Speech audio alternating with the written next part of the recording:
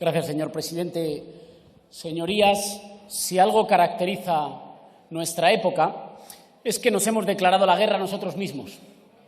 Una guerra contra el planeta y contra el clima, una guerra contra el de al lado, que es un recurso del que valerse o un competidor al que pisar, y una guerra contra cada uno de nosotros, contra nuestros cuerpos y nuestras mentes. Y esta guerra la estamos perdiendo porque esta guerra solo se puede perder. Por eso millones de personas sufren y por eso cada día 11 personas se quitan la vida en nuestro país. El modelo actual de sociedad no se sostiene porque es ecológicamente inviable, porque es socialmente injusto, pero también, y atrevámonos a decir la verdad, porque es psicológicamente insoportable. Si mañana desaparecieran las benzodiazepinas, el alcohol, la cafeína y los antidepresivos, España colapsaba. Y lo sabemos todos aquí. Y, sin embargo, hacemos como si no pasara nada, como si fuera normal un modelo que solo subsiste con toneladas de psicofármacos. La inmensa mayoría, todos en algún momento, no podemos más. Nos rompemos. Tenemos la sensación de no hacer o no ser nunca suficiente, de tener la culpa, de no estar a la altura o de no encajar, de hacernos daño o de hacérselo a quien queremos, de vivir al ritmo frenético de las pantallas, de vivir bajo la dictadura sonriente de una ideología del éxito que esconde por debajo mucha soledad, que esconde muchas frustraciones, que esconde mucha angustia, mucha ira y mucha pena. Pero nos equivocaríamos si esto lo viviéramos como una suma de casos individuales que se multiplican porque sí.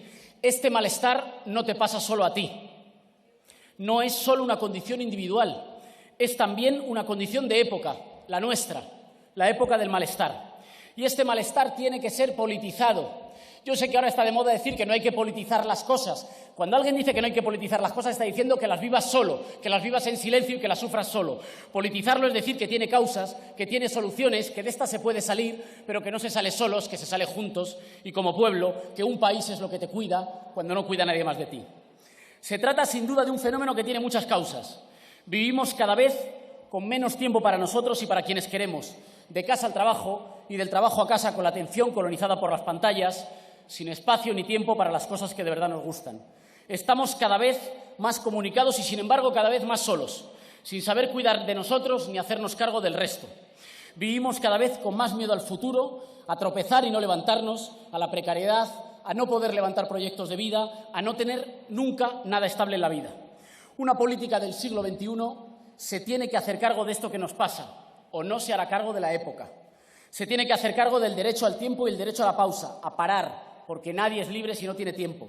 Se tiene que hacer cargo de una renta básica universal que garantice el derecho a una existencia libre, libre del miedo a final de mes, libre del agobio, libre de no saber si vas a poder pagar un techo, libre de no saber si vas a poder formar una familia. Y se tiene que hacer cargo de un radical reparto de la riqueza para que la tranquilidad no dependa de tu herencia o de tu código postal. Es cierto, sin embargo, que una sociedad más justa, más democrática y más libre no acabaría con el dolor. La vida seguiría doliendo porque es consustancial a nuestra condición humana. Pero, mientras tanto, podemos hacer mucho para democratizar el derecho a la ayuda. La vida no tiene por qué doler tanto y a tantos. No tiene por qué haber tanta desigualdad en el reparto del dolor y tanta desigualdad en el reparto del consuelo. Es verdad que el dolor no entiende de clases, pero la ayuda, el derecho a que te ayuden, sí entiende de clases. Son quienes llevan vidas más duras quienes tienen más dificultades para ponerle nombre a lo que les pasa, para recibir ayuda para afrontarlo, para recibir herramientas con las que hacerse cargo. Y eso cuesta dolor y cuesta vidas, aunque a menudo sean dolor y vidas que se cobran y se sufren en silencio.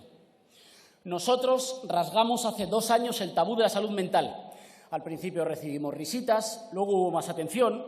Pronunciamos por primera vez en este congreso palabras como lexatín, diazepam, trastorno de conducta alimentaria, suicidio, esquizofrenia o depresión. Y hoy cada vez hay menos vergüenza. Es verdad que eso es una batalla cultural y una victoria cultural de todos, pero no basta.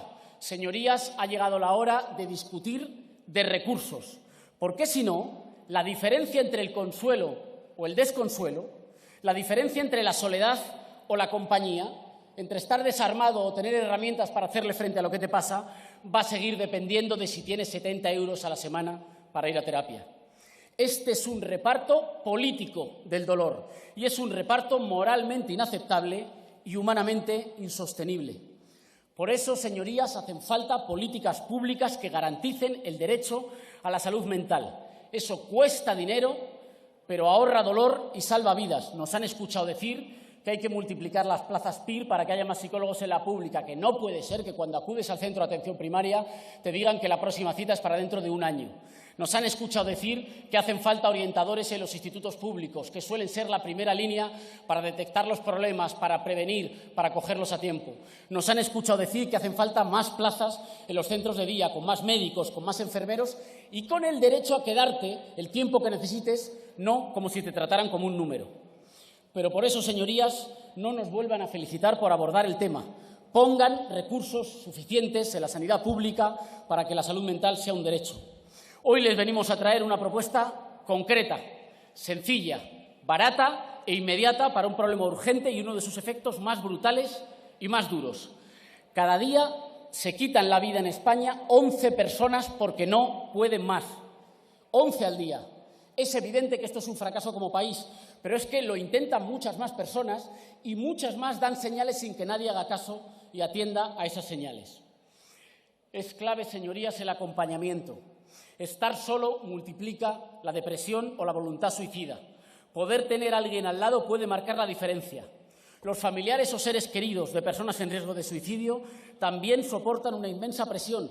A menudo tener que irse a trabajar sin saber si su ser querido va a estar en casa cuando vuelvan del trabajo. Y eso también conlleva consecuencias para la propia salud mental de los familiares. Por eso proponemos, señorías, una medida sencilla e inmediata, a la que hemos instado al Gobierno y que hoy traemos a esta Cámara, que es que los médicos puedan conceder desde ya bajas laborales de hasta 2 semanas a los acompañantes de personas diagnosticadas con riesgo de suicidio. Créanme que salva vidas y democratiza el derecho al cuidado. Acabo, señor presidente. Muchas gracias a las asociaciones que llevan tiempo trabajando por el derecho a la salud mental.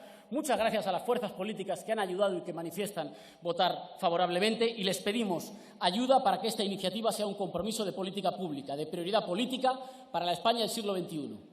Que la vida no duela tanto a tantos y que el consuelo y la ayuda no sean un privilegio para quien lo pueda pagar, sino un derecho para todos, en una sociedad que quiere detener la guerra contra nosotros mismos, que es la única forma de ganarla. Muchas gracias, señor presidente. Muchas gracias.